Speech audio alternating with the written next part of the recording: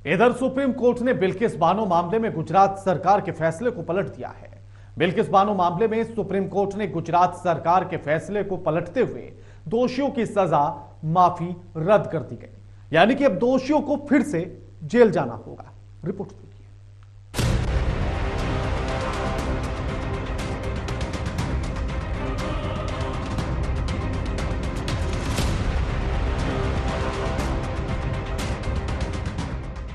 Bilkis Bano case में supreme court ने बड़ा फैसला लिया है। कोर्ट ने 11 दोषियों की रिहाई का गुजरात सरकार का आदेश रद्द कर दिया है। ये सभी 11 आरोपी 15 साल जेल में रहने के बाद अगस्त 2022 में रिहा हो गए थे। अब इस मामले पर फैसला देते हुए सुप्रीम कोर्ट ने कहा कि मुकदमा महाराष्ट्र में चला था, इसलिए गुजरात सरकार दोषियों की रिहाई पर फैसला नहीं ले सकती। आज का जो जजमेंट है जस्टिस नागरत्ना और जस्टिस भुइया का सुप्रीम कोर्ट से रिमिशन मैटर पे जो बिल्किस बानो वाले केस में लोगों को रिहा कर दिया गया था स्टेट ऑफ गुजरात द्वारा, तो उसमें जो जजमेंट है वो कहता है कि रूल ऑफ लॉ सबसे ज्यादा सुप्रीम रहेगा इस देश में, और रूल ऑफ लॉ को एक बार फिर अपहोल्ड किया गया है। और अदालत ने कहा है रूल ऑफ लॉ सबके लिए सेम है, चाहे आप कोई भी हो, वो आप सब पर बराबर अप्लाई करेगा।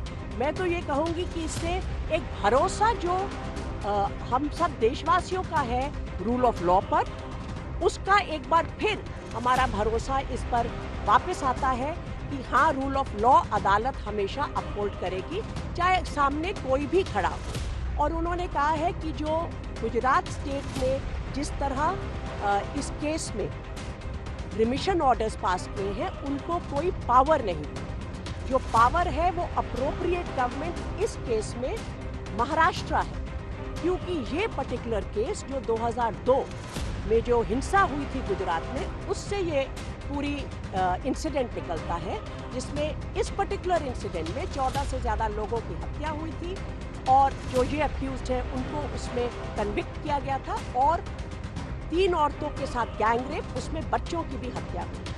दरअसल दोषियों की रिहाई के गुजरात सरकार के आदेश को पीड़िता बिल्किस बानो ने कोर्ट में चुनौती दी थी। इसके अलावा कई सामाजिक कार्यकर्ता दोषियों की रिहाई के खिलाफ सुप्रीम कोर्ट पहुंच गए थे। कोर्ट में दायर इन याचिकाओं में कहा गया कि इस तरह के जघन्य अपराध के दोषियों का रिहा होना मानवता के हिसाब से सही नहीं है। साथ ही ये भी कहा गया कि रिहाई का फैसला लेते समय पीड़िता बिल्किस का भी पक्ष पूछा जाना चाहिए था, लेकिन सरकार ने ऐसा नहीं किया। अब सुप्रीम कोर्ट ने रिहाई का आदेश रद्द करते हुए कहा कि सजा अपराध रोकने के लिए दी जाती है, पीड़िता की तकलीफ की भी चिंता करनी होगी। गुजरात सरकार को रिहाई का फैसला लेने का कोई अधिकार नहीं है। वह दोषियों को कैसे माफ कर सकती है? सुनवाई महाराष्ट्र में हुई है तो रिहाई पर फैसला भी वहीं की सरकार करेगी। जिस राज्य में अपराधी पर मुकदमा चलाया जाता है और सजा सुनाई जाती है, उसी को दोषियों की माफी याचिका पर फैसला लेने का अधिकार है।